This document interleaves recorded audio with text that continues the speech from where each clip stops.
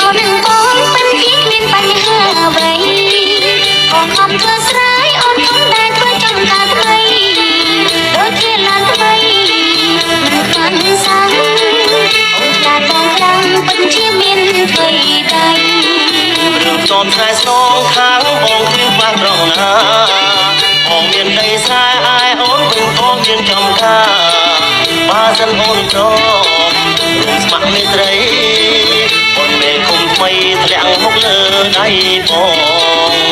បានសង្ឃុំធ្វើមេគុំក្រំតើដែលថ្លៃយើងមានអំណាចមានគេខ្លាចសុខតែរាល់ថ្ងៃបងមិនភ្លេចរឿងចាស់គេណាថ្លៃត្រូវជាក្របីជីងជាមួយនឹងអូ